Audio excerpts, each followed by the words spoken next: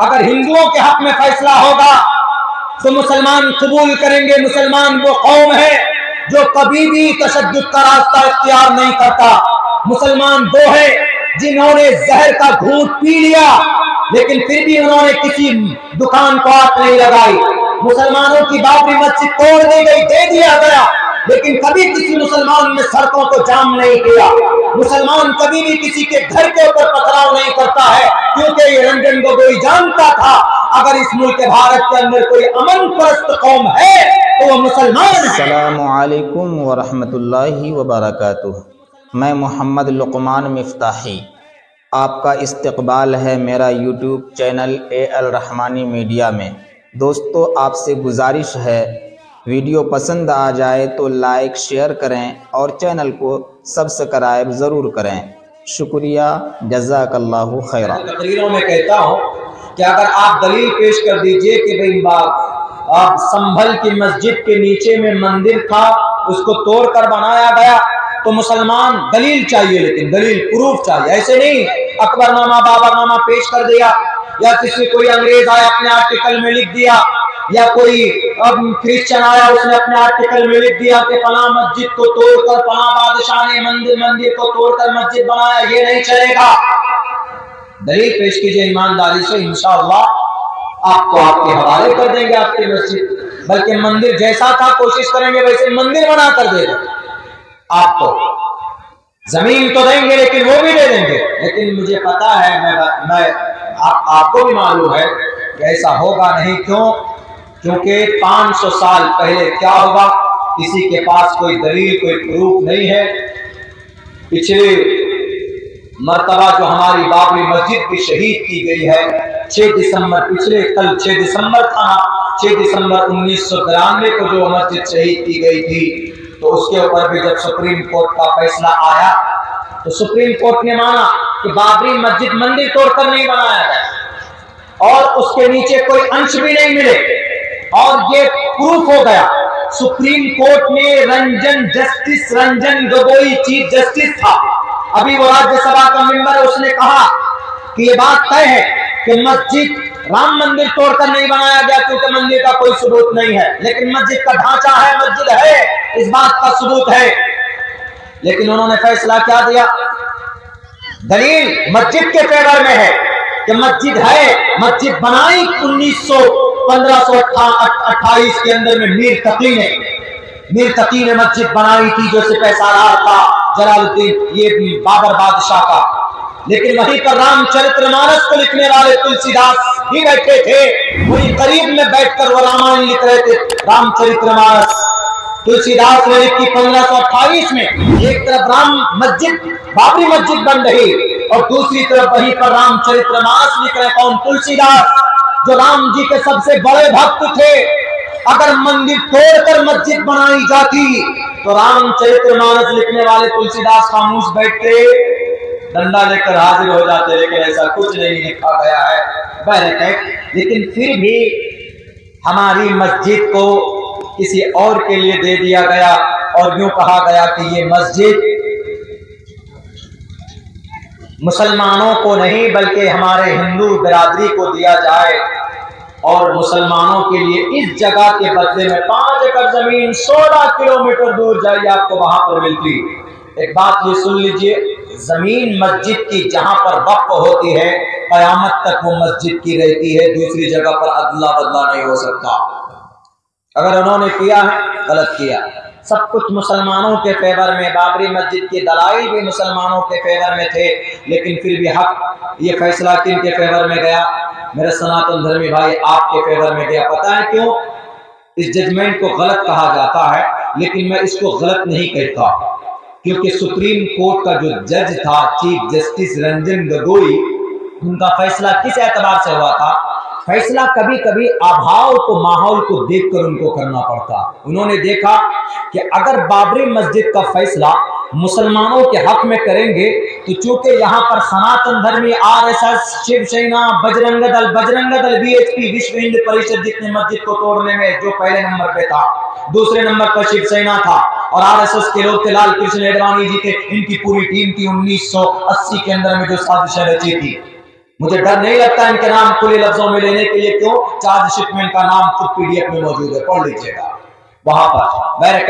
तो उन्होंने सोचा कि अगर मुसलमानों के हक में दे देंगे कि भाई यहाँ पर मंदिर नहीं मस्जिद थी तो मस्जिद रहेगी, तो पूरे भारत के अंदर में एक दंगा होगा, पूरे भारत के अंदर में पता नहीं कितने घर जलेंगे और कितनी दुकानें जलेगी, कितने मासूम लोगों के सीनों में गोलियां दागी जाएंगी। इसीलिए उन्होंने सोचा कि अगर हमें फैसला भी देना है, झगड़े को खत्म भी करना है, चूंकि रंजन गोगोई ने कहा कि हम ऐसा फैसला देंगे कि दुनिया याद रखेगी और हम फैसला सुनाएंगे इसको, यस या नो जो भी होगा आर पार का फैसला होगा, अब इसको टाला नहीं जाएगा मेरे भाइयों। तो रंजन गोगोई ने देखा कि सब कुछ मुसलमानों के फेवर में है, मस्जिद मुसलमानों के फेवर में है, लेकिन अगर हमने मुसलमानों के हक में फैसला किया तो ये मस्जिद, ये भारत के अंदर में पानी खून की तरह पानी की तरह खून बहेगा और कितने लोग मारे जाएंगे, कितना शहर जलेगा, कितने माओं की गोदें उजड़ेंगी और कितने समाज के बच्चे बेवा और यतीम होंगे, कितनी औरतें बेवा होंगी, बच्चे यतीम और मिस्कीन होंगे और कितनी समाज की बेटियों की इज्जत लूटी जाएंगी, अंदाजा नहीं है। तो इसलिए उन्होंने कहा कि ये मस्जिद नहीं, बल्कि ये फैसला हिंदू भाइयों के लिए किया जाता है कि बाबरी मस्जिद हिंदू भाइयों के लिए। क्यों? क्योंकि वो जानते थे अगर हिंदुओं के हक में फैसला होगा तो मुसलमान कबूल करेंगे। मुसलमान वो कौम है जो कभी भी तशद्दुद का रास्ता इख्तियार नहीं करता। मुसलमान वो है जिन्होंने जहर का घूंट पी लिया लेकिन फिर भी उन्होंने किसी दुकान को आग नहीं लगाई। मुसलमानों की बाबरी मस्जिद तोड़ दी गई, दे दिया गया, लेकिन कभी किसी मुसलमान ने सड़कों को जाम नहीं किया। मुसलमान कभी भी किसी के घर के ऊपर पथराव नहीं करता है, क्योंकि ये रंजन गोगोई जानता था अगर इस मुल्क भारत के अंदर कोई अमन परस्त कौम है तो वो मुसलमान है। इसीलिए मुसलमान सब्र करेंगे, इसीलिए मुसलमानों के हक में नहीं बल्कि हिंदू पक्ष में जमीन का फैसला सुना दो। मुसलमान सब्र करने वाली कौम है, अमन वाली कौम है, इसीलिए जीता जागता सबूत है दुनिया के लोगों कि ये कौम अपना नुकसान करके भी सब्र करती है, लेकिन कभी भी पत्थर और खून का रास्ता नहीं अपनाती। इसलिए फैसला हुआ था और अल्हम्दुलिल्लाह मुसलमानों ने उसको कबूल किया। तो कल हश्र के मैदान में हो जाएगा फैसला, दूध का दूध पानी का पानी होगा। बैरक है। चलिए, मस्जिद हमारे लिए आस्था की जगह है, इबादत। मस्जिद असल में इसमें ज़र्फ है, असल में ये मस्जिद है, सजदा करने की जगह। जब सर्फ पढ़ेंगे तो उसमें पता चल जाएगा कि तालीम करके कैसे कैसे मस्जिद हुई। तो मस्जिद सजदे की जगह है और हर मस्जिद अल्लाह की नजर में महबूब है। और मस्जिद की जमीन जब कोई वक्फ करता है, मस्जिद के लिए डोनेट करता है, तो वह अल्लाह की जमीन हो जाती है। उस जमीन पर कोई तसर्रुफ नहीं कर सकता। यह बात शरीयत इस्लाम का क्लियर मैसेज है, क्लियर। लेकिन अब झगड़ा क्यों हो रहा है पता है? संभल में जो झगड़ा है वो झगड़ा सिर्फ एक बात को लेकर है, वो लफ्ज संभल से। संभल और शंभल मंत्र मैंने पढ़ा है, बहुत पुराना मंत्र है। शंभल गराम गुख्य सबराह मनय सगहा तमन भग्न विष्णु यश सकल भविष्य। हिंदू भाइयों का अकीदा है कि कलयुग में, ये कलयुग है, सबसे पहले हिंदू भाइयों में सतयुग होता है, फिर त्रेतायुग, फिर द्वापर युग, फिर कलयुग होता है। ये कलयुग है जो 5-5.5 हजार साल का ये मुद्दत गुजर चुका है और ये 4.5 लाख साल की ये पीरियड है। जैसे सतयुग है वो 16 लाख साल का, त्रेतायुग 8 लाख साल का, द्वापर युग वो 6 लाख साल का, ये सब गुजर चुके, ये युग गुजर चुके, ये सीजन, ये टाइम गुजर चुका। लेकिन अब जो है ये कलयुग है और इस कलयुग में बुराई 95% होगी या 99% मान लीजिए आज के जमाने में, तो इतनी बुराई होगी और 1% अच्छाई रह जाएगी, 1% अच्छाई से इस कलयुग में। तो इस 90-95% बुराई के खात्मे के लिए अंतिम जमाने में, इस कलयुग में विष्णु लास्ट में अंतिम अवतार लेंगे। अंतिम कौन? विष्णु अंतिम जमाने में अंतिम अवतार लेंगे और उनका नाम होगा कल्कि अवतार। मतलब इस कलयुग में अवतार लेने वाले, उतरने वाले। अवतीर्ण का मतलब होता है आसमान से जमीन पर उतरना। हमारे हिंदू भाइयों का अकीदा है कि जब कोई बुराई होती है तो ईश्वर इंसानी रूप धारण करके आता है।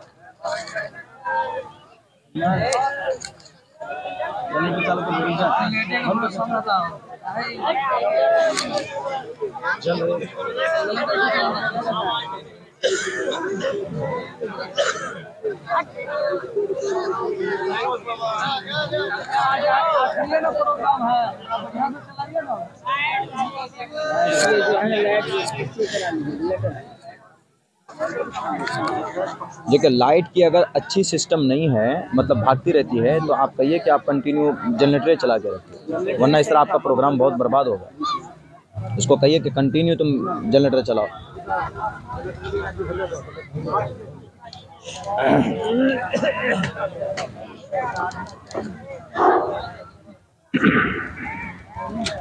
तो बात ये चल रही है कि हिंदू भाइयों का अकीदा है, उनका कॉन्सेप्ट है कि आखिर जमाने में बुराई के खात्मे के लिए अंतिम अवतार आएंगे, कल के अवतार आएंगे।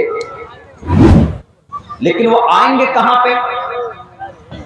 मंत्र है इसके ताल्लुक से, शंबल गराम मुख्य समाहमणे सगाह तमन भवने विष्णु यशसा कल की प्रादुर्भविष्यति। ये अंतिम अवतार के बारे में और भी मंत्र है, और भी कई जगह पर है। आप जान हेतु किरत मोहम्मद अंधकारम नाशम विदाय मित्र उदयते विवेका, ये भी अंतिम अवतार के बारे में। अमिति पृष्ठति में गामर्तस्य जगरंबा मसूर्ये वाजानी, ये भी अंतिम अवतार के बारे में। चतुर्वीर भ्रातृ वीरदेव करिष्यामि करिष्यम, अंतिम अवतार के बारे में। अष्टोगुणा पुरुषम दीपयन्ति प्रज्ञा च कोलम दमश्रुतं च पराक्रमश्च बहुभाषिता च दानम यथा शक्ति कृतज्ञता च, अंतिम अवतार के बारे में। एक नहीं, 100 50 सैकड़ों हजारों मंत्र श्लोक मौजूद है किताबों में अंतिम अवतार के बारे में। लेकिन हिंदू भाइयों का ये कॉन्सेप्ट, ये अकीदा है कि ये इस बुराई के खात्मे के लिए अंतिम जमाने में कल के अवतार लेंगे। लेकिन लेंगे कहां पे, जगह कौन सी होगी? तो जब जगह जो पुराणों में लिखा है वो लिखा है संभल का नाम, संभल। और अभी जो हिंसा हो रहा है वो जगह का नाम भी संभल, संभल में। और ये जो जगह अभी है उत्तर प्रदेश में मुरादाबाद जिला है, वहां से 25-30 किलोमीटर की दूरी पे मेरा जाना हुआ है। मेरे दोस्त भी हैं वहां पे कई सारे, और मेरा अभी प्रोग्राम भी हुआ था वहां पे। तो वो जगह है संभल, उसमें उस शहर के अंदर में मुस्लिम लोग हैं ज्यादातर वहां पर। तो उसी शहर के बीचों बीच में शाही जामे मस्जिद है, बड़ी मस्जिद है, 500 साल पुरानी मस्जिद है, अपने आलीशान वकार के साथ वो मस्जिद मौजूद है। तो अब ये जो लफ्ज़ संभल है, इस संभल को लेकर झगड़ा है हमारे हिंदू भाइयों का, उन लोगों का, आम हिंदू भाइयों का इससे कोई लेना देना नहीं है। उनका तो ये मानना है कि जो मस्जिद है वो मस्जिद रहे, जो मंदिर है वो मंदिर रहे। भाई तुम मस्जिद में अल्लाह की इबादत करो, हम मंदिर में अपने भगवान की पूजा प्रार्थना करेंगे, नो प्रॉब्लम। और जो सिख होगा वो अपने गुरुद्वारे में जाकर के गुरु नानक और गुरु गोविंद सिंह की पढ़ेगा। तो क्या जरूरत है खामखा मंदिर मस्जिद करने की?